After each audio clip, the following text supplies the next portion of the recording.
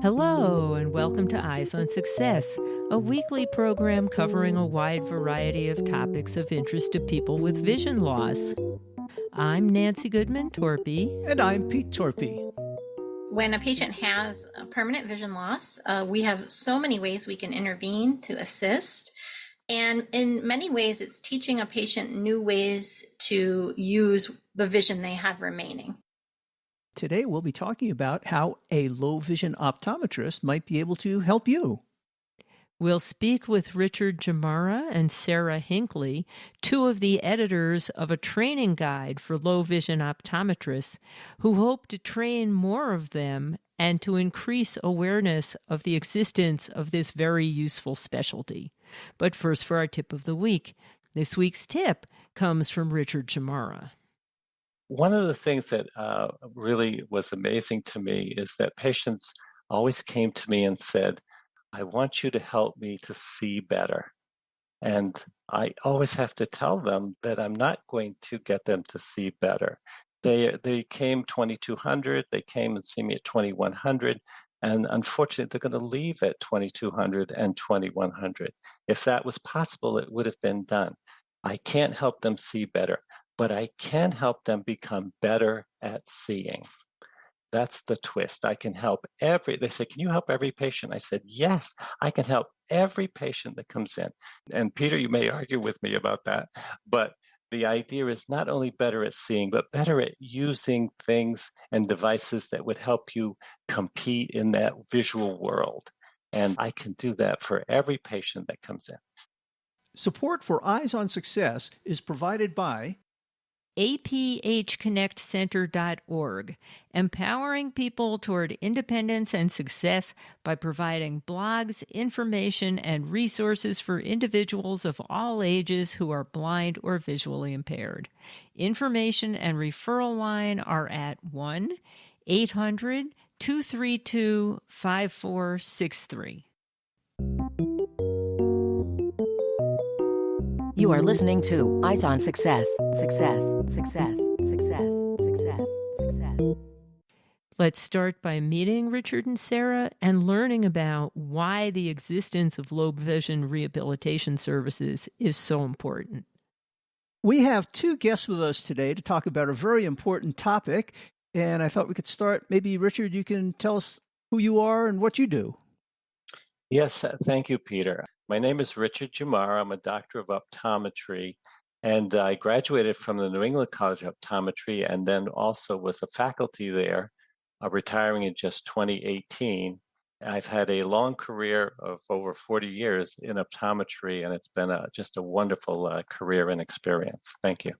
And we also have Sarah with us. Maybe you can tell us a little bit about yourself and who you are. Hi, yes, thanks, Peter.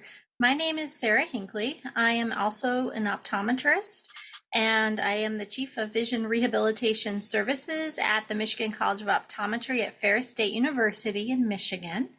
I am also a professor of optometry, so I have the pleasure of working with the future eye doctors in this country and training them in the areas of low vision rehabilitation, pediatrics vision therapy, and some other fun things. So you folks both said you were optometrists, but you're kind of special optometrists. You deal with low vision in particular? Yes, we are providers of low vision rehabilitation. Both Rich and I have not only the opportunity to examine and treat patients with low vision in the clinic, but we also have experience in teaching optometry students in the area of low vision rehabilitation, so that hopefully many of them have an interest and go out and practice in this area to take care of patients. That's right, Sarah. And I would just add that this area is an area where not a large number of optometrists go into. And so I think one of our burdens was that we wanted more optometry students to select this, not necessarily as a specialty, but to be able to do it even within their primary care optometry. And that's our mission. You know, that is great to hear. That has always been one of my pet peeves. I feel myself somewhat fortunate to have been blind or partially sighted since when I was born, so I was plugged into all these special services. But many people who start to have vision problems later in life, they're not plugged into these services. And often their ophthalmologist or optometrist don't recommend all the special devices and ways of doing things that could make their lives a little bit easier. So I'm glad to hear that you're teaching that to the next generation of doctors.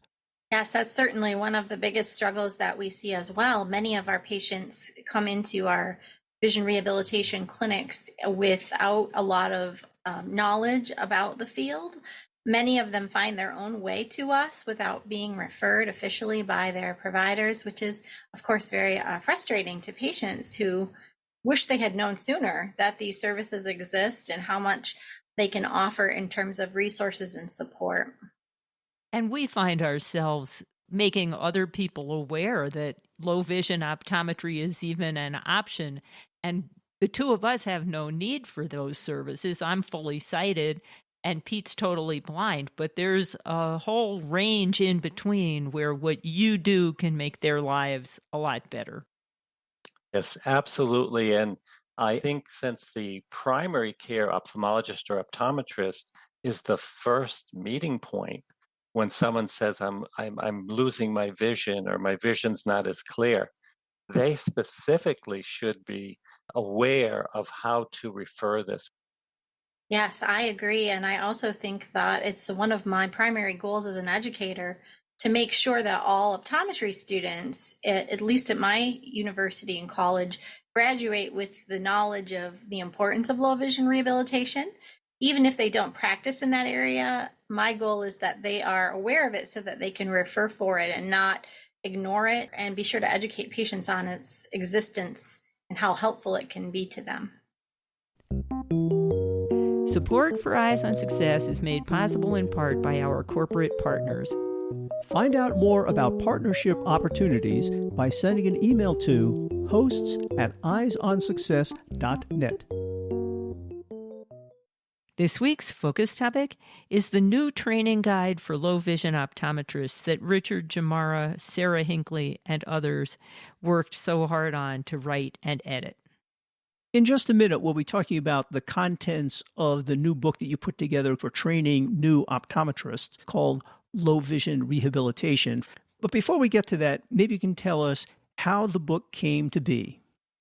Back in 2016, we had a educators meeting of the low vision's faculty who all teach across the country low vision rehabilitation to their students. And one of the reasons for these meetings is to standardize the care so that every student across the country has the same competency upon graduation. And that's when we said, you know what, there needs to be a reference that they can go to after they graduate. You know, we don't see students dragging their notes into their clinical care. So having a reference to begin their practice, how to start a low vision practice, how to refer patients, and a device or a book that we could keep updated was the goal. Yes, thanks, Dr. Jamara. I agree. It was one of the passion projects, I guess, of our educator group, because many of us had used low vision textbooks in our optometric education in the past, and many of the best books out there were no longer in print or slowly being discontinued. And we just felt that there was this lack of consistent information out there for students to access. And so we got together as a group of dedicated faculty and said, let's write our own. Let's make this happen so that we can not only standardize the curriculum, as Dr. Jamara mentioned, but also have a resource for our students that's inexpensive, readily accessible, and very detailed and great important information for them in their practices. And I understand you put together a consortium of low vision optometrist providers to contribute to this book. Would you like to tell us who the other authors are? I'll tell you the editors. So besides Dr. Hinkley and myself, Dr. Machinsky and Dr. Carl Zidek, the four of us were the editors to sort of corral this project. And then we have over 30 contributors. These are low vision doctors across the country who would pick a topic and write a chapter So we have 17 chapters. And you mentioned that you wanted to create a product that you could continuously update. I assume that means that this is in digital form. Yes, we have created it in digital form through originally an iBook, which is obviously available through the Apple Store. And it has been a great way to go because not only can we continually update it, which is important as information changes, but we can also add active videos, links, and other digital methods for accessing information. And that's been very helpful. It also has an Amazon Kindle version so that those that don't use Apple products can also access it digitally. So we talked a little bit about the book. Can you tell us what's in the book and how it's structured? What are people likely to see? Yes, what happens is that we have followed through our competency skills that we teach to all our students, starting with the patient identification in the sense of history, learning about the patient, psychosocial questions. And so the book follows chapter by chapter in the examination of the patient with low vision rehabilitation needs. And so then we would continue with testing the vision, doing the testing for refraction, which is finding out what type of glasses would help them or help them at least see with their devices, on to a lot of the training and the different devices and the resources. And also, I think very importantly, Dr. Hinkley's chapter, which is many times doctors will tell us, I would love to do low vision, but I just don't know how to fit it into my practice. It just doesn't seem to be the dollar per minute type of procedures that I can afford to offer. And Dr. Hinkley's chapter is about billing and the functionality of how you can do this billing to make this specialty work within your practice. So the discussion of government resources as well as the insurance billing is also a big part of the book. It's interesting that you start out with some of the psychological or, emotional parts of vision loss, because that's a big deal, I would guess, when a person comes in when they're older and they're starting to have some vision issues. Part of the issue is just accepting the problem and being open to new ways of doing things or new tools and technologies to help out. Yes, absolutely. We really felt that was an important piece of it, and it's also an important piece of our curriculums within the colleges and schools of optometry to introduce students to that concept and looking at patients holistically from the perspective of psychosocial implications of vision loss, resources, need for counseling, other coinciding conditions that might impact their ability to go through vision rehabilitation. These are all areas that are really important in the holistic care of patients with vision loss and vision impairment. And I think that's a critical piece of it. We also really strive to educate students on the fact that when you lose vision, it's like grieving anything. You have to go through a process of grieving, and that grieving is incredibly challenging for anyone. And everyone goes through it differently. And, the stages of grief are something that patients experience. And so having our students and the future optometrists in low vision rehabilitation understand that is really important in creating empathetic providers. And of course, by the time the patients get to you or the people you're training, their ophthalmologist has already told them that there's nothing that they can do medically to improve their vision. And oh, by the way, it may continue to get worse. And so they're partway into this grieving period. And it's up to you and the people you're training to help them get on with life and be able to find other ways to do things that they otherwise might have thought were going to be impossible. Yes, and it's really important to identify right away up front that the things that we can do are not the things that you went to see that primary care doctor about. You went to see the eye doctor the same way we all do. Can you make my vision better? And once the doctor says, well, these standard ways of examining you and to prescribe glasses do not improve your vision, then it really is a real barrier. And to say that there is hope in rehabilitation is just a wonderful gift. And we have patients come to us who are so thankful that they were sent in our direction. And that's one of the biggest things to teach. Doctors don't like to be wrong. Doctors don't like to fail. And so a lot of times they will avoid areas that they feel they're not going to be successful at. And what we're telling our students is that by referring that patient, you are a success. This is the next step. And I mentioned about a standard of care, and I'll just quickly review it. In 2016, the Ophthalmology Association identified as a standard of care that the vision acuity, and this is that fraction that we talk about, 20 over something. The top 20 is where the patient is sitting, and the bottom 20 or 40 or 60 or 100 is where the average person can sit and still see the same thing. So when we say you're 20 over 20, then you and the average person have average vision. But if you're 20 over 40, then the average person can sit back 40 feet and see the same thing you see at 20. Now, what the ophthalmology decided to say was the standard of care now, since 2016, has been any patient who is worse than 20/40 has to, and the standard of care is to be referred to low vision rehabilitation. And that's a huge breakthrough. That's corrected vision, right? Because, a lot of people are 20, 100, but they can put on regular eyeglasses and see 20/20. Great point. That it has to be your best corrected vision. Worse than 20/40 is a person who needs low vision rehabilitation. And traditionally or classically, we don't see people until they're 2100, 2200, and we could have really gotten started and done so many things earlier on. That's terrific.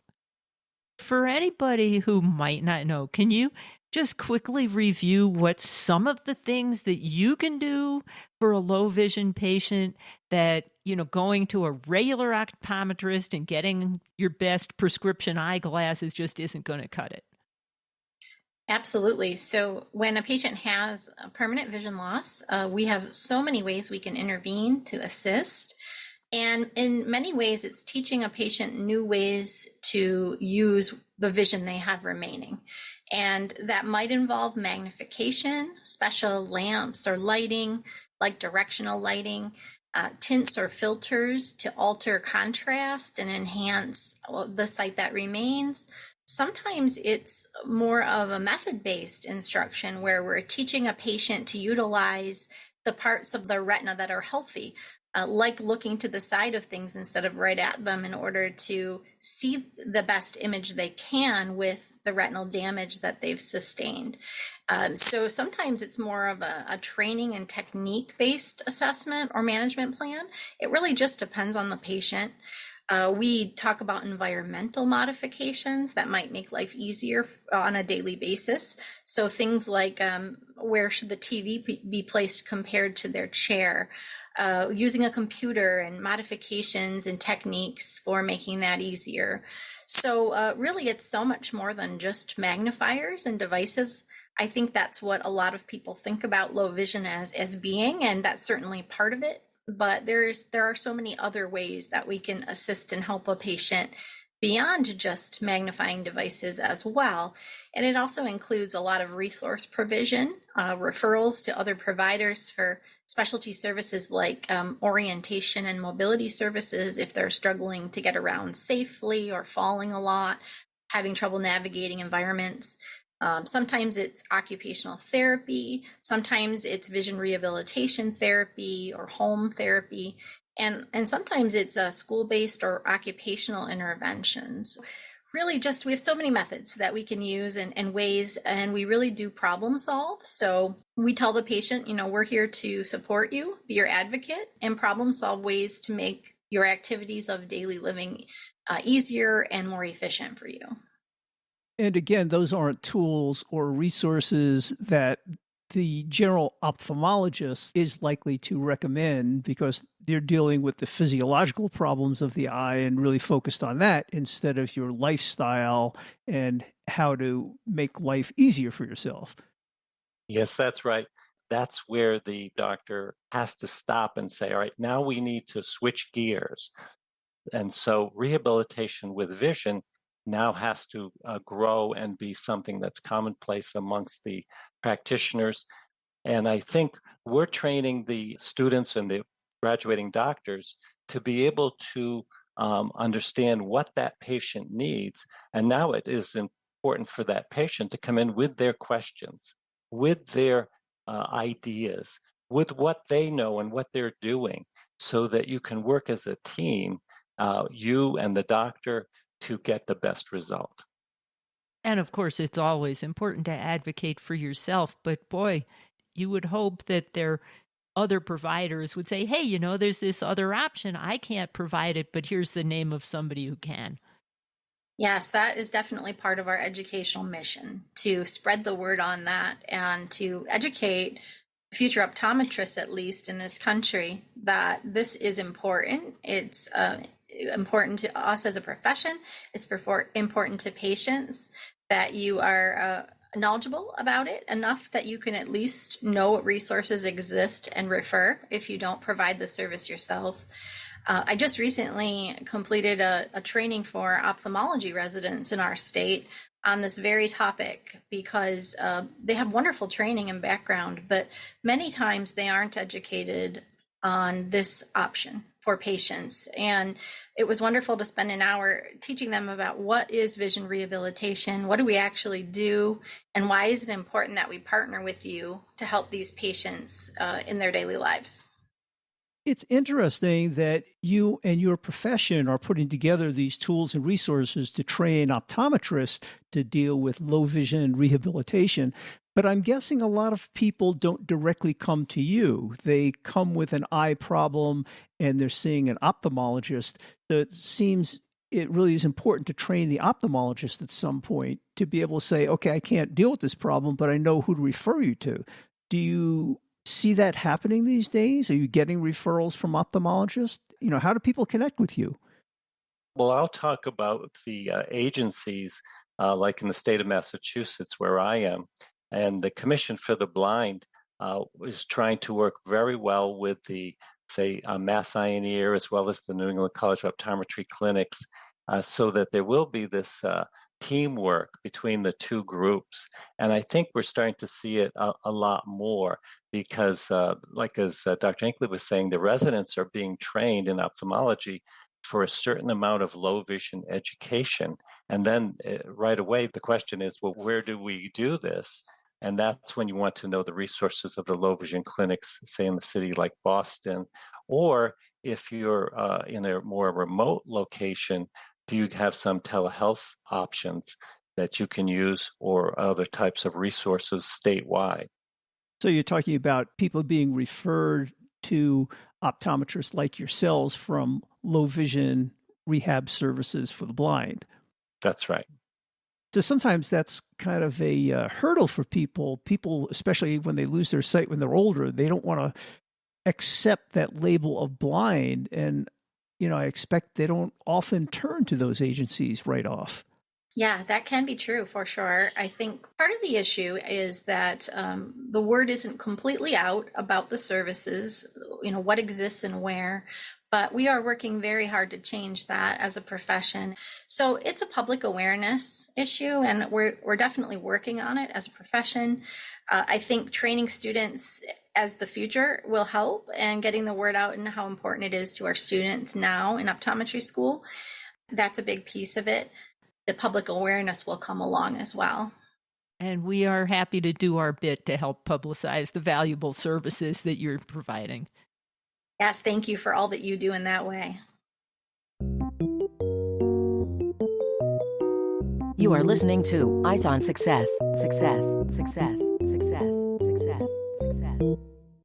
Now for this week's final item: how to learn more about low vision optometry and what it can do for you, how to get the book, Low Vision Rehabilitation, and how to contact its editors, Richard Jamara and Sarah Hinkley. Well, we talked about your book quite a bit, but I was hoping you could tell us the title of the book and where people can get it. Yes, the title of the book is Low Vision Rehabilitation, edited by myself, Richard Jamara, Drs. Sarah Hinkley, Drs. Tracy Machinsky, and Drs. Carl Zidek. So that is available on Amazon, and it is also available on iBooks app. So this is a wonderful place to go to read a sample of the book or look at it. And then, again, in the advocacy part, as you visit your eye doctor, this is a good book to reference for them, to just say you'd heard a podcast about this and that they can also look at this resource, because once they realize there's a resource available, it may be something that they've been looking for to your eye doctor or any of your therapists that you meet. And you told us that you got your publisher to make a very generous offer. Can you tell our listeners about that?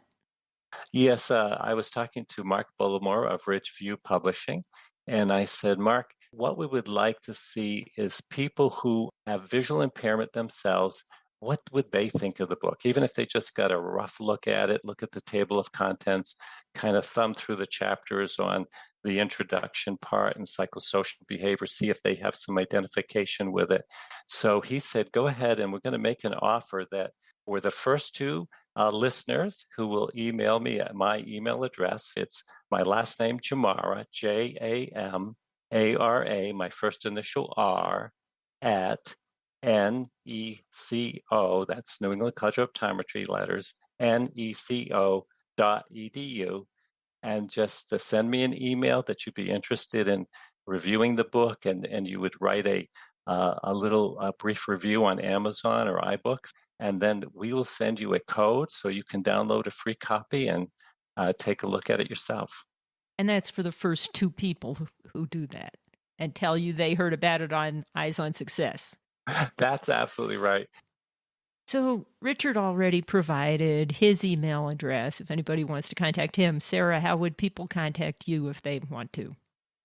Yes, so my email is the best way to contact me, and it is my name, Sarah with an H, Hinkley, Hinkley, at Ferris, FERRIS.edu. And I welcome contact. I welcome questions from anyone interested in chatting with me that way. Feel free to reach out. And of course, you can find all of that contact information in the show notes associated with this episode at www.eyesonsuccess.net.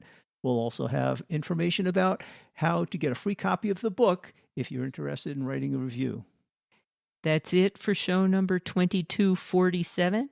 Next week on Eyes on Success, we'll be talking about Hello Darkness, My Old Friend. Not the song, the book, although Art Garfunkel does figure prominently into many of the stories included in the book. We'll speak with author Sanford Greenberg about this memoir, about his personal journey and how enduring friendships made such a difference in his life. Thanks for joining us this week, and we hope to catch you again next week. You've been listening to Eyes on Success, hosted and produced by Nancy Goodman Torpey and Peter Torpey. You can access the full archive of previous shows, subscribe to the podcast, and much more by going to our website, www.eyesonsuccess.net. If you have questions about anything you've heard on the show or have suggestions for future shows, send an email to hosts@eyesonsuccess.net. Thank you for listening and have a nice day.